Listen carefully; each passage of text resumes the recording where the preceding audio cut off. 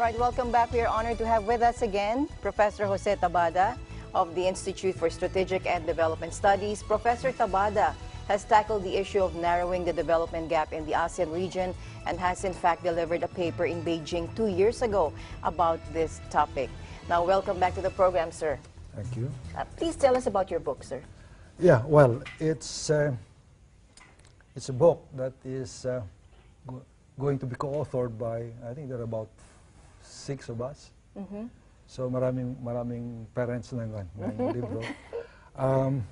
One of them is Kaloy Tabunda, whom you are probably familiar with. Of course, yes. Another one is former DOST Secretary, Dr. Filemon Uriarte, who is probably one of the longest-serving officers of the ASEAN Secretariat. The other one is former Senator Orly Mercado. Yes. Who is now Secretary General of the Eastern Regional Organization for Public Administration. Another author is Mr. Medardo Abad Jr., whose last post in ASEAN was as a spokesperson of the ASEAN Regional Forum. And we have a lady co-author from the University of Waikato by the name of Dr. Saida Bano plus myself. So you see, I hope it's not a case of too many cooks spoiling the broth. Yeah.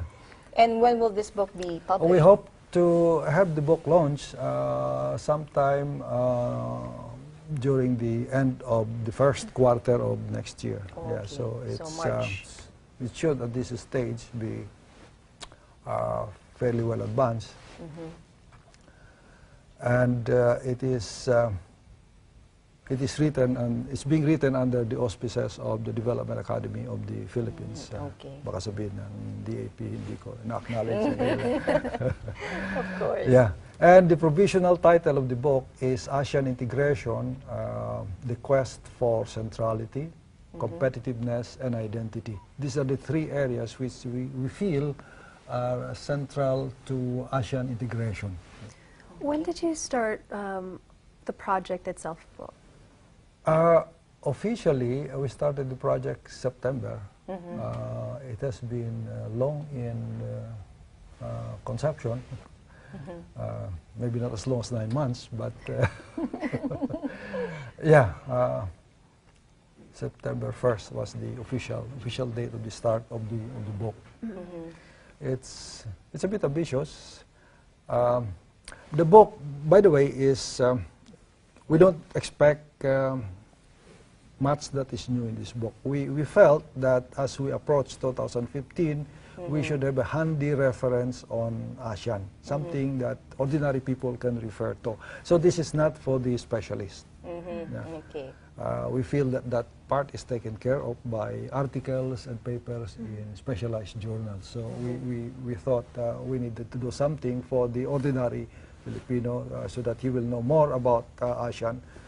Because we read that in some other countries, their government is going full blast in an information campaign on ASEAN. And I think we should be doing our part also. That's true. Because not many Filipinos, if you talk to an ordinary, which we have done, person in the street, he or she doesn't, or has only very vague ideas what this ASEAN is, what it will entail, what we will require of them, and the benefits that can accrue to So them. it's basically parang a citizen's handbook sa ASEAN integration. What I am curious po kasi, of course, when the time that the actual project was conceptualized and began, up until the time where it will be done, what will it be like as far as, since there's constant changes occurring still, especially with the development of the ASEAN integration system in itself, what do you think is the hardest part of pulling the book itself together? I think the hardest part is in, well,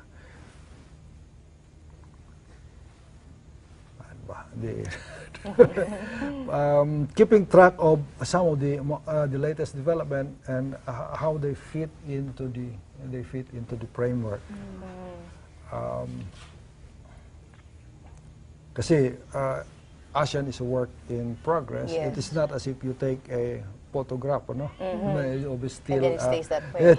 It's gone as we, between the time we started researching and writing, and the time it gets published, hopefully, maraming changes, especially since yung sa finish line, medyo maraming activities, di ba? Maraming activities. In fact, dito lang sa Metro Manila, you can hardly keep track of the seminars, the symposia, That's the true. fora on ASEAN integration. Yeah? But sir, yesterday we were talking about narrowing the development gap between the ASEAN nations. So sir, tell us now, the challenges that the ASEAN face in narrowing these development gaps.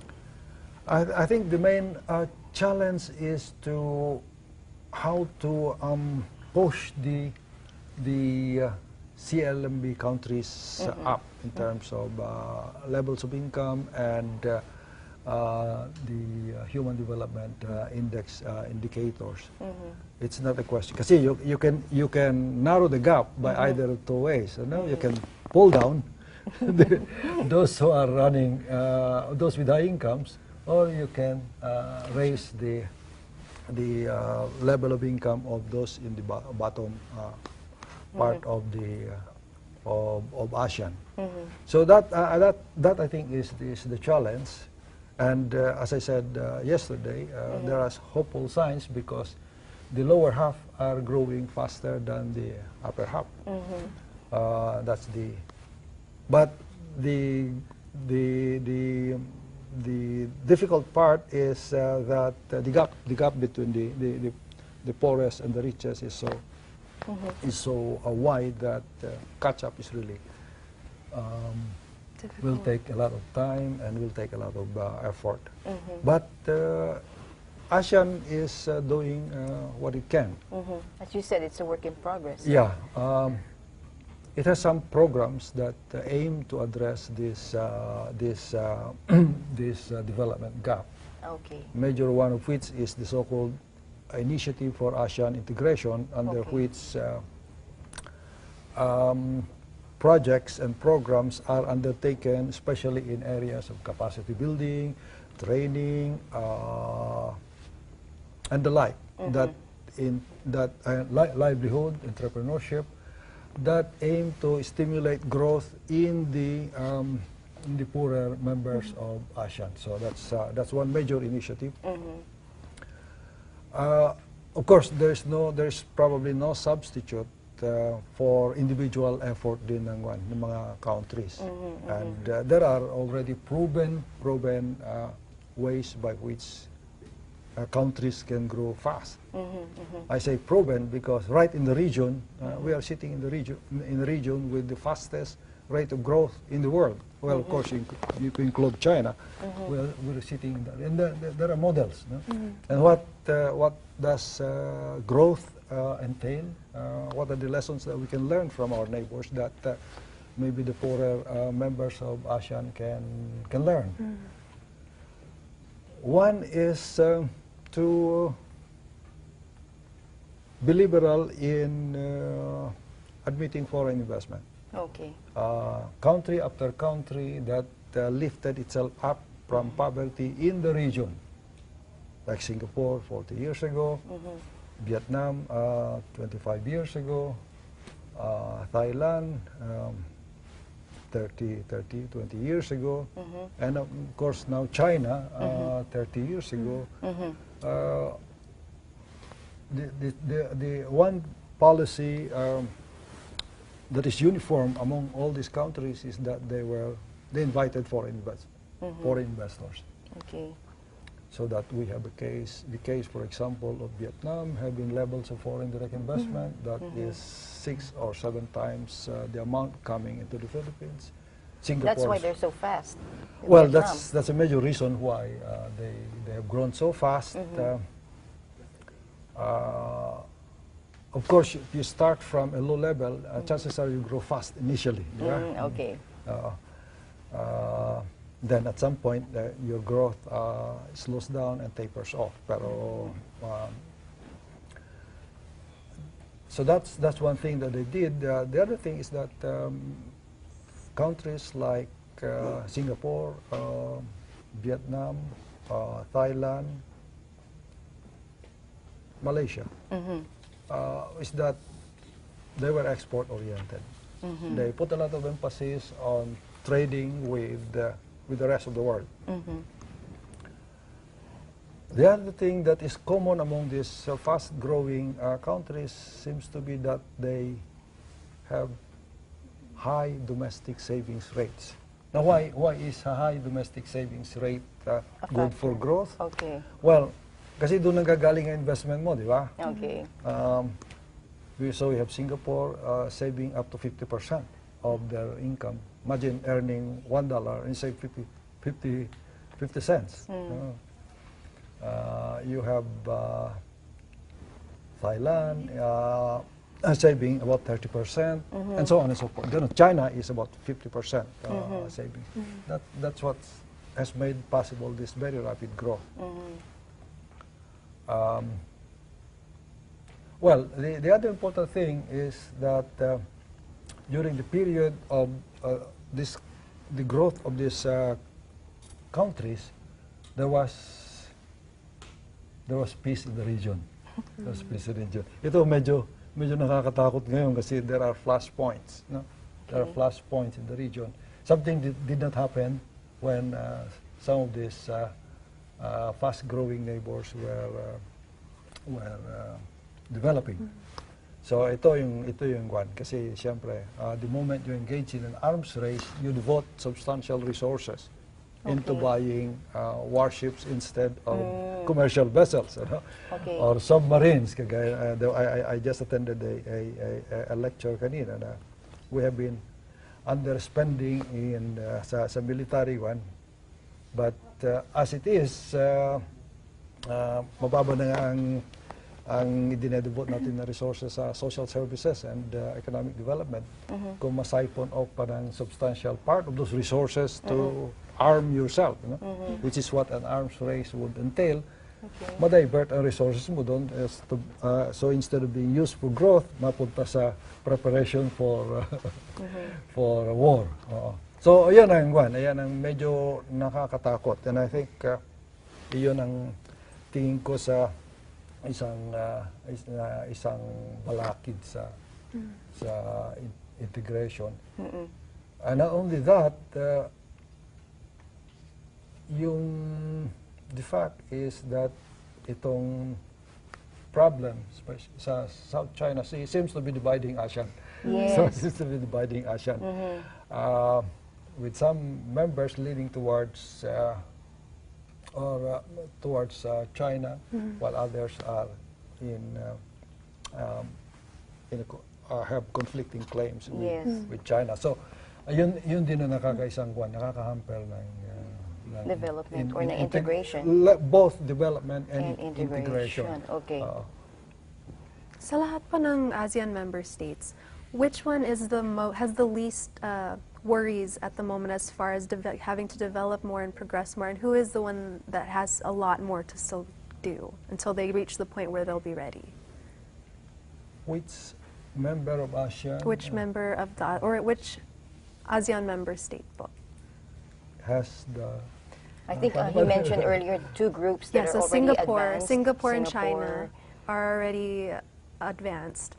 Who is the... There are 6 countries. Yes. China is not China. ASEAN, but 6 countries that are already medyo developed na po. So who has the most work that has to be done? Yeah, the CMLB. Oh, you mean, supposed to be the CLMB. CLMB group of countries which are Cambodia, Laos, Myanmar, and Vietnam. Vietnam is nasa upper end ng na. In fact, on many indicators, nakahabol na po. Yeah, on many indicators, nakahabol na yung Vietnam sa ASEAN 6. And in fact, it threatens to displace the Philippines. Oh my! Because it's been growing rapidly for the past 20. But in your opinion, sir, do you think the Philippines, lastly, this is my question, do you think the Philippines is ready for the ASEAN economic integration at this stage? except for those two policy areas, I think we've done our best. But There we have is to do some resistance. For example, by 2015, ASEAN is supposed to have complete labor mobility. Okay. But there are some professions that are resistant to the complete mobility of labor. Sinasabi kanina ni Senator Angara that the lawyers don't want competition from other members. Pero siguro naman that's not where our most serious worry lies. In some professions, we stand to benefit a lot from greater labor mobility. For example, I think the nursing profession is going to gain a lot from being able to find jobs in the region. Okay. And the demographics favor us. What do I mean by this?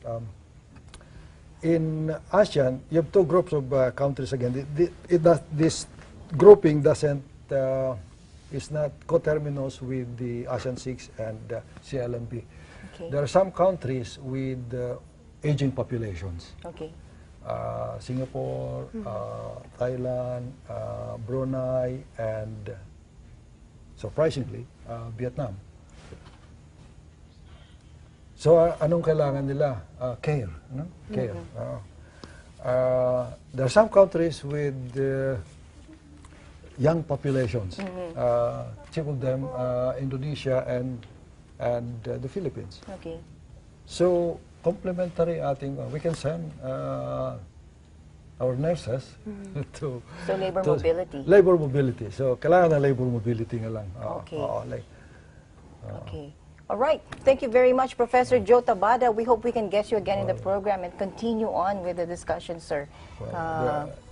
Thank you too. I think there are still a lot of things we can talk about. A lot more. As we approach 2015. Yes. And thank you. Thank you. Thank you so much. And we hope to have you again on the show, sir. Thank you very much. Promise. Yeah. And we'll be back with more right after this break.